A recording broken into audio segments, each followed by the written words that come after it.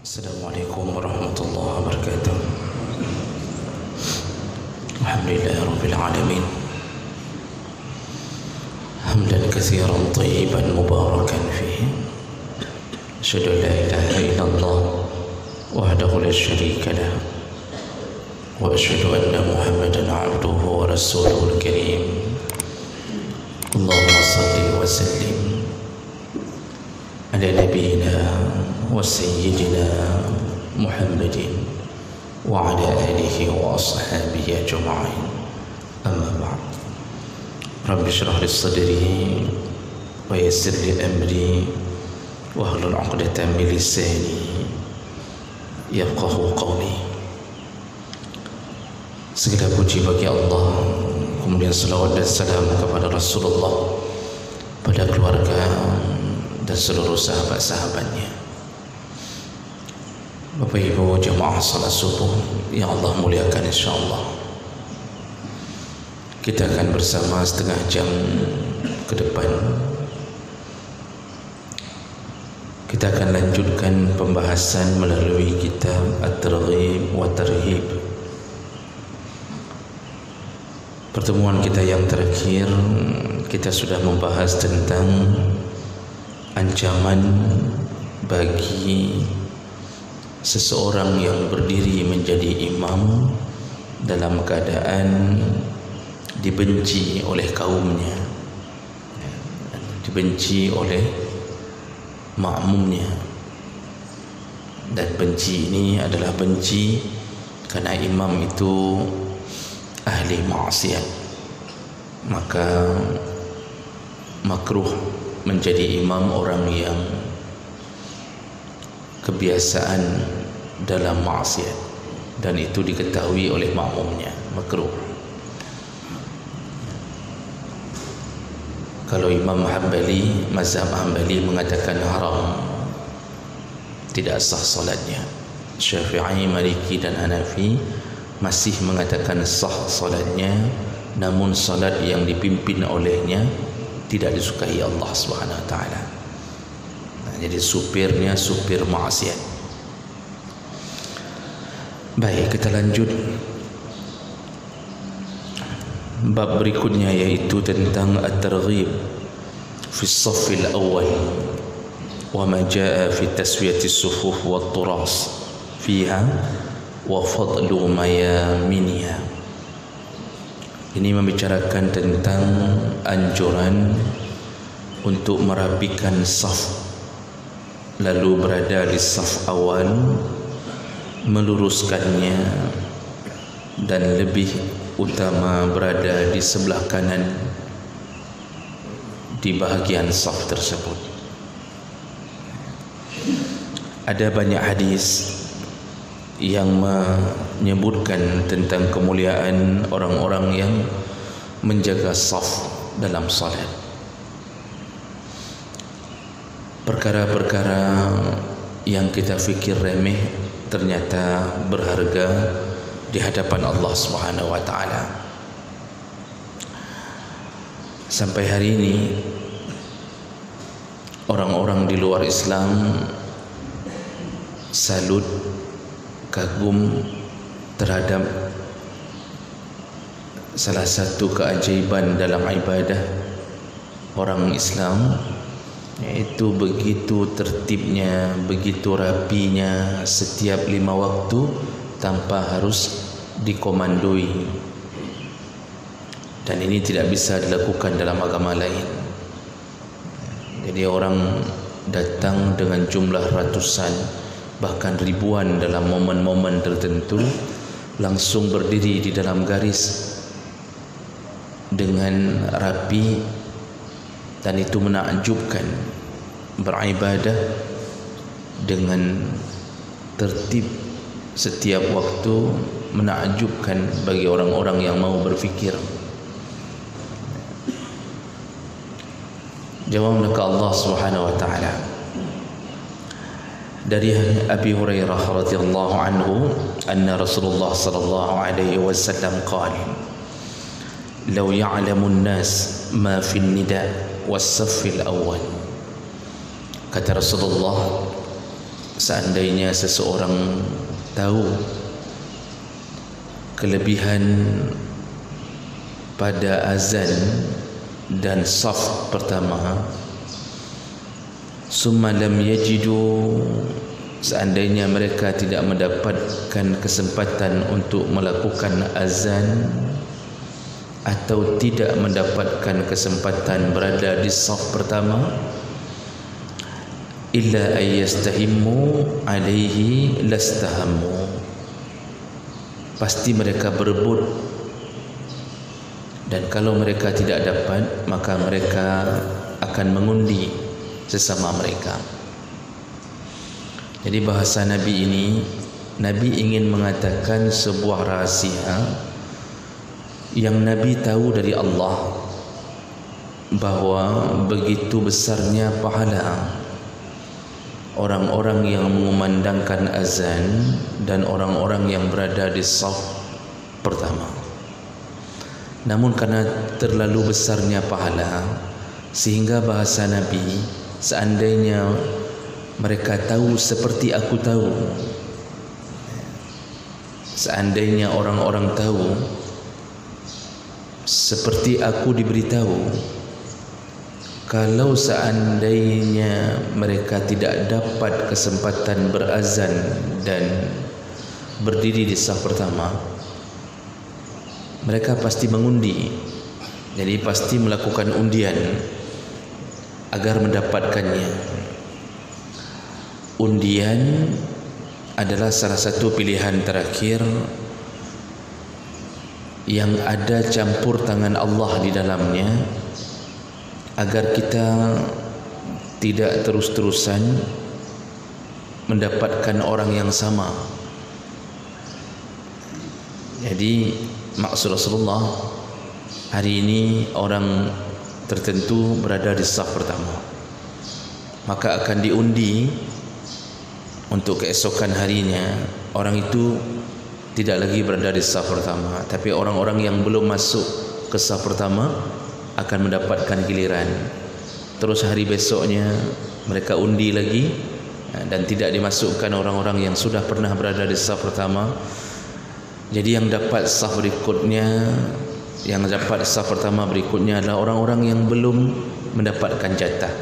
Jadi maksud Rasulullah, sampai segitunya orang akan berebut untuk mendapat saf pertama, seandainya mereka mengetahui betapa besar pahala orang yang memandangkan azan dan orang yang berada di saf pertama.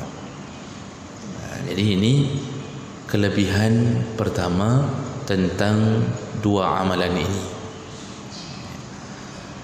Kalau azan itu banyak hadis-hadis dan kita sudah bahas sebelumnya, bahwa muazzin itu termasuk salah satu yang dimuliakan Allah.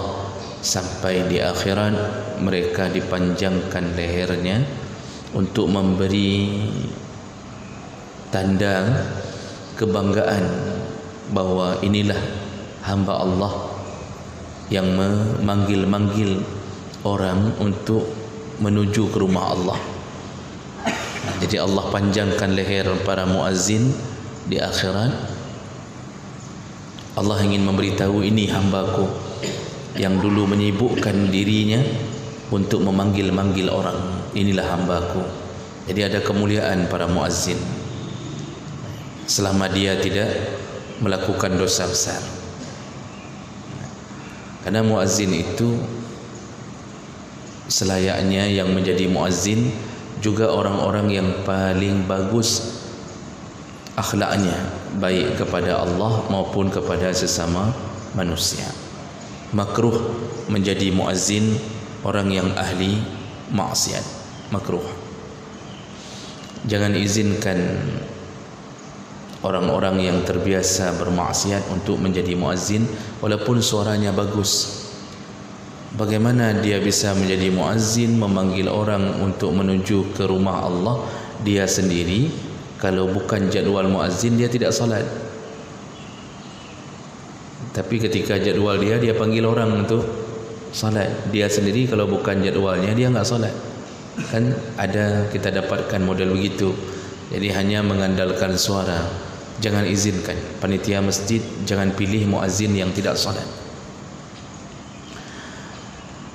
Orang-orang yang melakukan azan, sejauh mana suara azannya sampai, seluruh pohon-pohonan, tanam-tanaman, bahkan batu atau sampai ke lautan akan mendoakan pemilik suara tadi. Begitu kata Nabi sallallahu alaihi wasallam. Jadi binatang, semut, kecoak, kucing begitu dengar azan, ternyata mereka mendoakan si pemilik suara. Ini menunjukkan binatang itu bereaksi ketika mendengarkan azan. Tanam-tanaman bereaksi mendengarkan azan. Dan Nabi yang menyebutkan mereka mendoakan para muazzin. Maka dalam salah satu tayangan di YouTube masih disimpan, salah satu masjid di Rusia, di salah satu negara pecahan Rusia, saya lupa negara apa itu. Ketika saat azan berkumandang, bunga-bunga yang berada di sekitaran masjid langsung mekar. Jadi setiap kali azan mekar. Jadi asal azan terdengar, mereka bergerak seperti orang terbuka telinganya. Silakan cek di YouTube dan itu divideokan. Divideokan setelah melihat terjadi keanehan setiap kali azan, bunga-bunga yang kuncup semuanya mekar. Dan itu dibantu dengan hadis Nabi yang sahih yang menyebutkan reaksi para makhluk Allah mendoakan para muazzin. Jadi di situ tadi Nabi maksudkan seandainya mereka tahu begitu besarnya pahala muazzin, mereka berebut jadi muazzin. Namun tidaklah semua kita cocok jadi muazzin. Kita keinginan kuat, namun suara kita pas-pasan, maka jangan paksa diri menjadi muazzin. Nanti orang tidak datang ke masjid gara-gara kita panggil dengan cara yang tidak baik. Jadi suara kita kadang-kadang tidak cocok. Jadi bagaimana? Ada cara untuk mendapatkan pahala muazzin. Caranya setelah azan bersalawatlah kepada Nabi sallallahu alaihi wasallam, kemudian bacakan doa wasilah. Allahumma rabb hazihi da'wati tammah. Lalu yang ketiga baca doa raditu billahi rabba wa bil islami dina wa bi muhammadin nabiyya wa rasulah. Dan yang keempat, di setiap kali suara azan berkumandang sahutlah seperti suara tersebut, kecuali pada kalimat hayya 'alas salah, hayya 'alal falah. Empat perkara ini kalau kita lakukan dengan bersahaja, kita dengar azan, kita sahut, lalu bersalawat, lalu baca doa wasilah, lalu baca doa yang kita sebutkan tadi, raditu billahi rabbah dan seterusnya, maka dia mendapatkan pahala sebesar pahala muazzin. Begitu petunjuk Nabi sallallahu alaihi wasallam, dan itu disyarah dalam banyak kitab. Nah, kemudian amalan kedua yang paling hebat yaitu berada di saf yang pertama. Jadi disamakan dengan pahala muazzin. Jadi bisa bayangkan begitu besarnya pahala muazzin, begitulah besarnya orang yang berada di saf pertama. Hadis Nabi yang lain menyebutkan dari Abi Hurairah juga, qala Rasulullah sallallahu alaihi wasallam, khairu sufufir rijal awwaluha. Sebaik-baiknya saf laki-laki yaitu yang paling depan. Wa syarruha akhiruha. Seburuk-buruknya saf lelaki yaitu yang paling belakang. Nah, ini perlu diklarifikasi lebih dahulu. Seburuk-buruknya itu maksudnya seburuk-buruk dari yang sebaik-baik. Jadi jangan mengira kita yang berada di saf belakang sudah jadi orang yang terburuk. Tidak. Seburuk-buruk dari yang terbaik. Jadi kalau semuanya baik, yang sudah datang ke masjid kan baik-baik, kok tiba-tiba gara-gara berdiri di saf belakang berubah jadi buruk? Kan nggak mungkin. Jadi maksudnya apa? Dari semua orang-orang baik yang menuju ke masjid, saf pertama yang terbaik.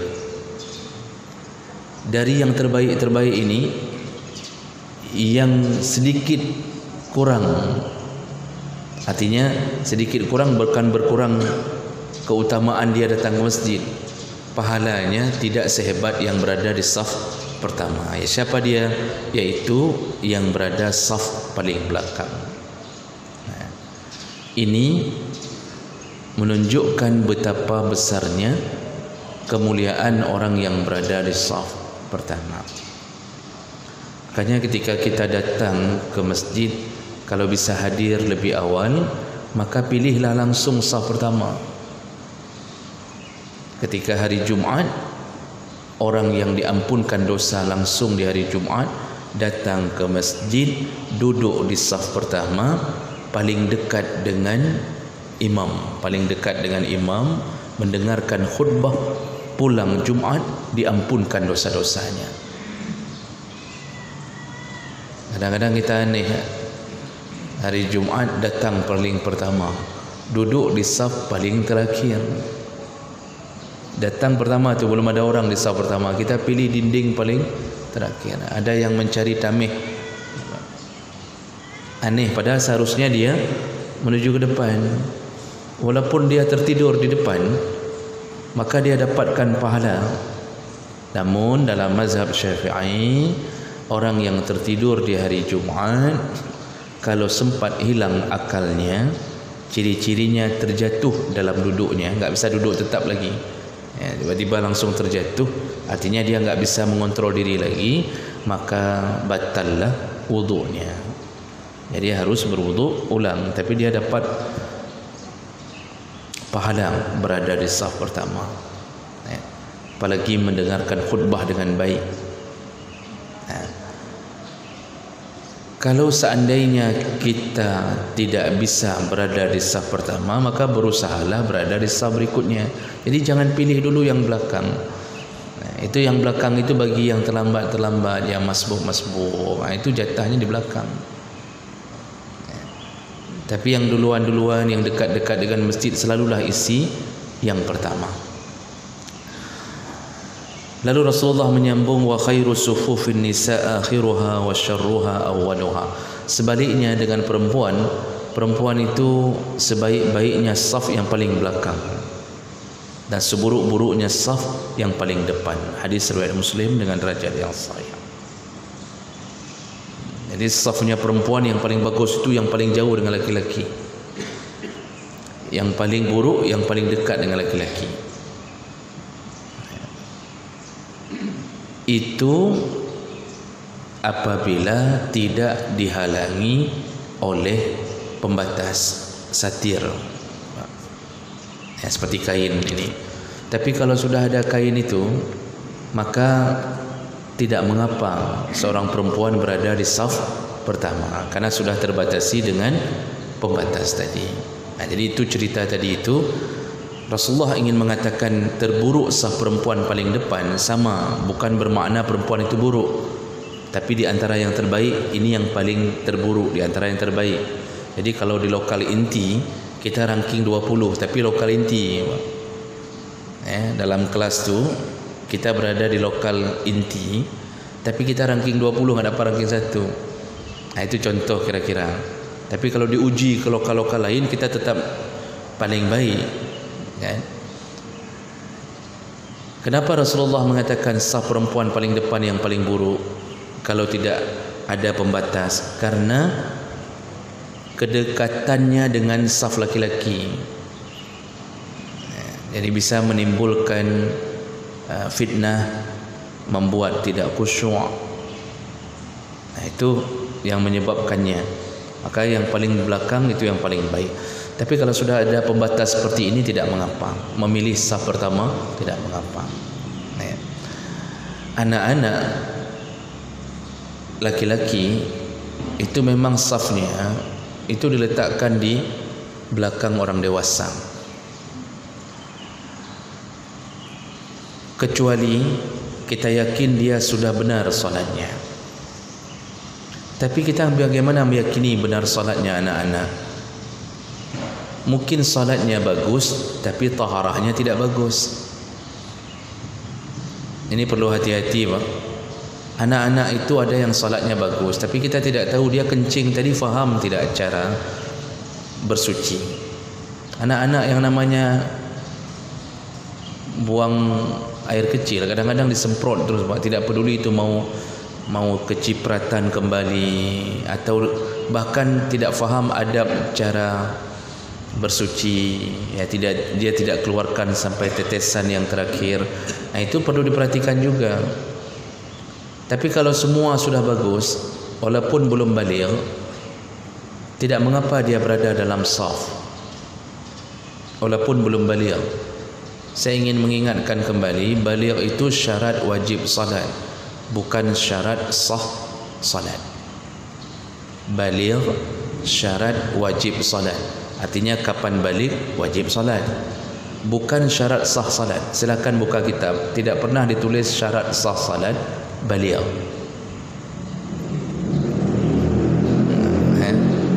Jadi banyak orang salah faham, mengira baligh itu adalah syarat sah. Tidak. Belum baligh pun kalau sudah bagus taharahnya, bagus salatnya, rukun dapat semua, sah. Ketika sudah sah, maka dia boleh berada di saf-saf orang dewasa.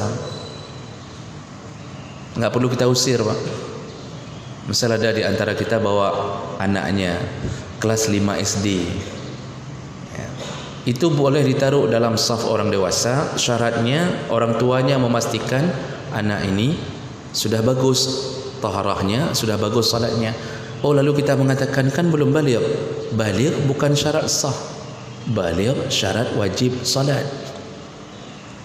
Jadi jangan tanya-tanya masalah baligh kalau sudah bagus. Lalu dia dapat pahala tidak?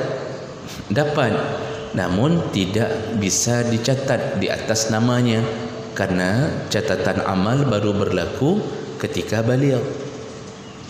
Jadi kemana pahalanya? Dikirimkan ke orang tuanya yang telah mengajaknya, mengajarnya. Dikirimkan ke guru-gurunya yang telah mendidik dia salat. Makanya orang tua itu sudah mencuri pahala dari anak yang saleh. Dari umur anak 7 tahun itu sudah jadi hak milik orang tua. Sampai meninggal orang tua, anak ini melanjutkan pendidikan orang tuanya. Seluruh kegiatan kebaikannya dikirimkan ke orang tuanya yang telah istirahat di alam kubur. Itulah yang disebut waladun salihun yad'u lah. Nah, makanya membawa anak-anak ke masjid itu bagus, tapi lihat kondisi anak kita. Kalau yang model-model mengganggu masjid, sebaiknya tunda dulu. Umur yang bagus dibawa ke masjid atau boleh dibawa ke masjid, umur memayis. Dia sudah faham, kita ingatkan jangan ribut, dia faham. Itu silahkan bawa ke masjid.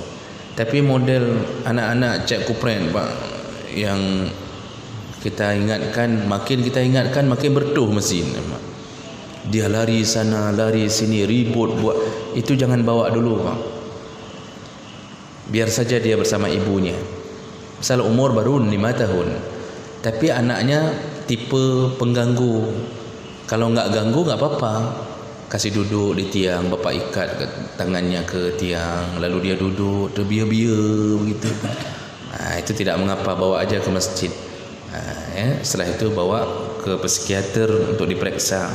Bahkan je ke terbiar-biar lagi yang tebi-tebi. Jadi yang model-model mengganggu jangan dulu. Ini harus sama-sama saling faham. Karena ada orang tua nekat membawa anak belum memayis ke masjid. Ketika buat ribut, dia enggak ingatkan, diingatkan oleh pengurus masjid, marah. Ini sebenarnya yang harus dibawa ke psikiater orang tuanya. Anak ribut, dia enggak ingatkan. Ketika ada jamaah mengingatkan, dia marah. Dia katakan, purusankah anak-anak ke purusankah? Nah, masjidkah ya? Begitu katanya. Memang bukan masjid pengurus, tapi pengurus diberi tanggungjawab untuk menjaga ketertiban masjid. Jamaah lain juga berhak memperingatkan. Jadi kalau mau sehat berfikir, anak kita kalau enggak bisa kita ingatkan, diingatkan oleh orang, jangan marah. Seharusnya berterima kasih. Terima kasih sudah diingatkan anak saya. Anak saya itu memang kayak gitu. Dia memang ikut saya waktu kecil. Saya pun kayak gitu waktu kecil. Jadi jamaah mereka Allah Subhanahu Wa Taala, ini anak-anak yang belum memayis dijaga dengan baik. Yang sudah memayis boleh. Namun saya pernah melihat pemandangan ada sekelompok orang membawa anak-anak ke masjid untuk salat Jumaat.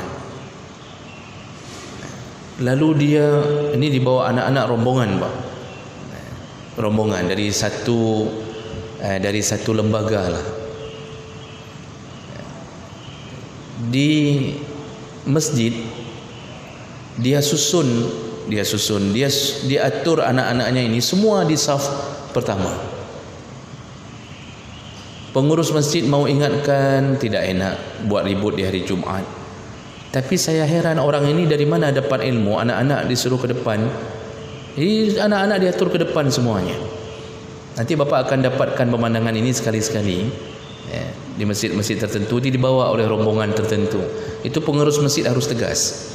Karena enggak semua mereka kita yakini salatnya bagus atau salatnya atau tahrahnya bagusnya. Pengurus masjid dah ngajunya anak milik ikut. Kalau enggak bisa ke belakang, keluar.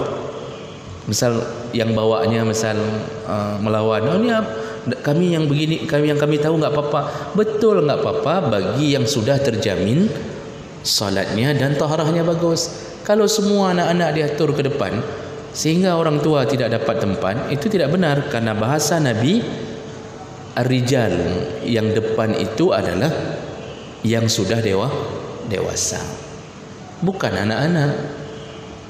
Namun sekali-sekali boleh. Jadi enggak perlu pun kita usir anak-anak kalau satu dua berada di samping orang tuanya.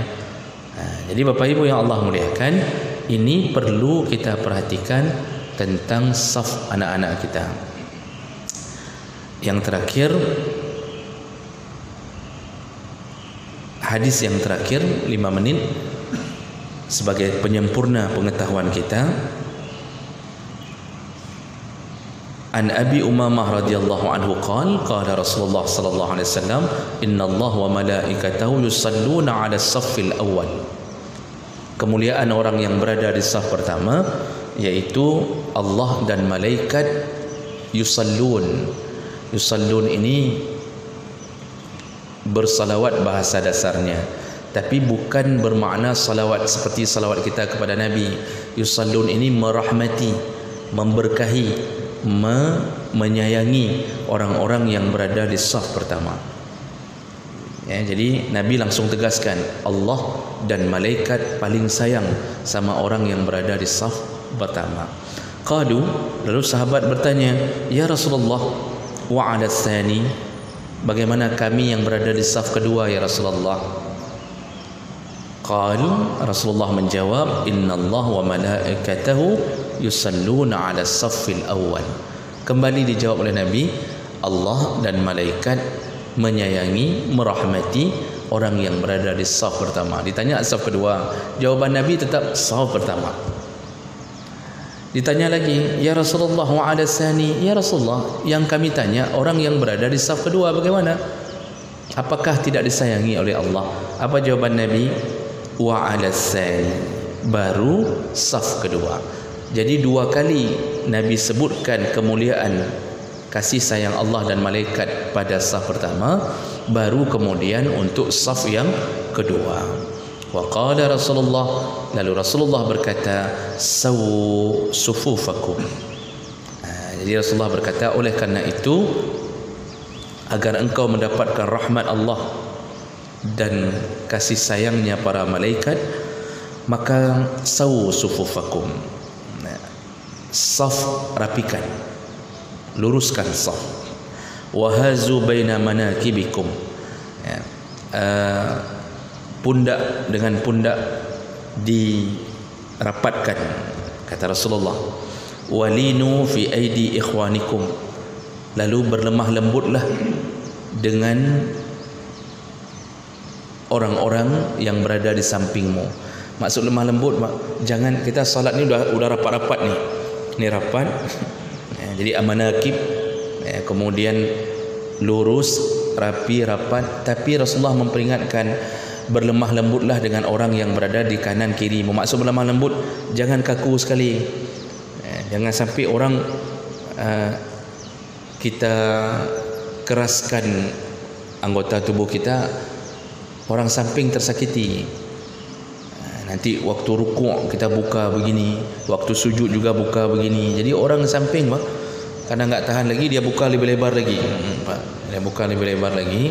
Pokoknya mau pakai lah ini. Ada yang bisik ke samping, kaprih hari semayang. Kaprih hari semayang, kanging nanti. Ini bukan orang yang baik. Linu, kata Rasulullah, berlemah lembutlah engkau dengan yang samping.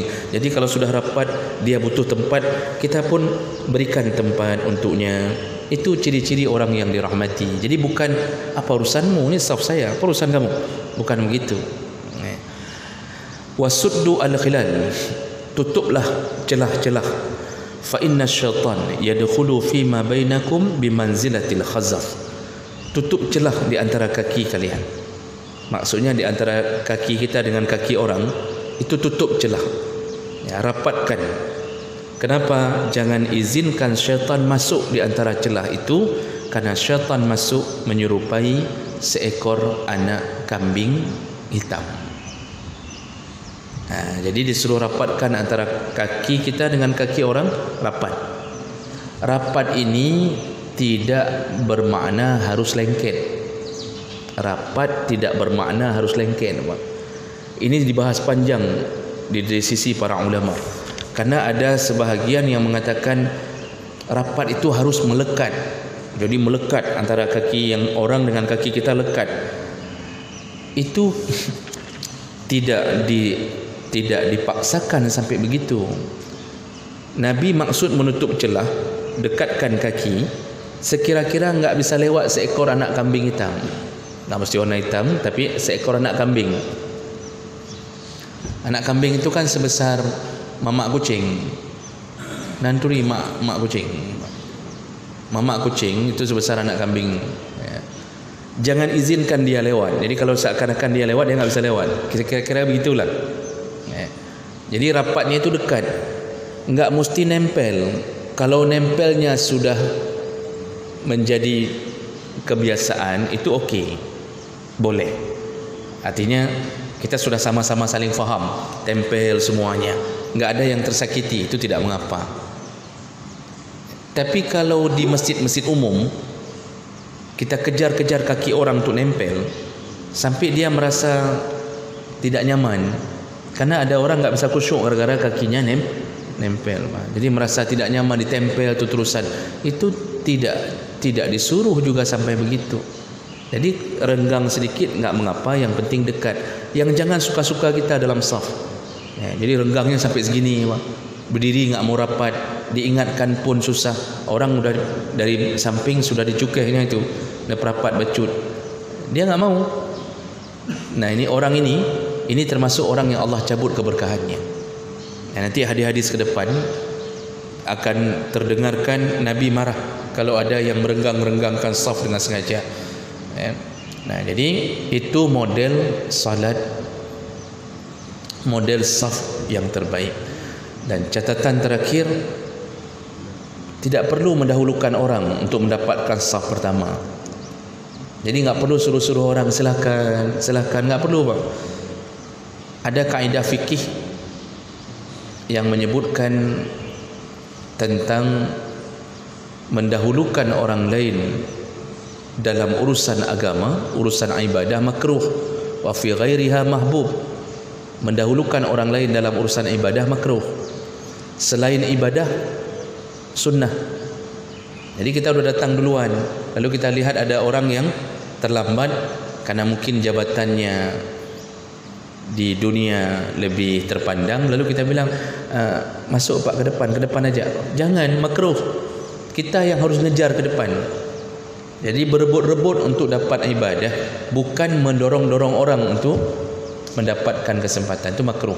Tapi selain ibadah, sunnah. Antri di ATM, ada orang tua, ibu duluan, lalu ada lagi orang tua, bapak duluan, ya, itu sunnah, ya. Urusan-urusan dunia sunnah mendahulukan orang yang lebih penting, tapi urusan akhirat, ibadah, makruh mendahulukan orang lain. Kita duluan yang harus ke depan. Berwuduk kita duluan. Jadi bahasa kita kan sering ngecok wuduk dah nilai, nanti lu melikut bihjun. Itu salah. Jadi saf isi saja, enggak peduli saf itu, dan enggak perlu ada saf khusus untuk presiden, untuk wali kota, enggak perlu. Siapa yang datang duluan itulah pemiliknya, kecuali yang jangan diganggu yang di belakang imam, karena hubungannya hubungan imam.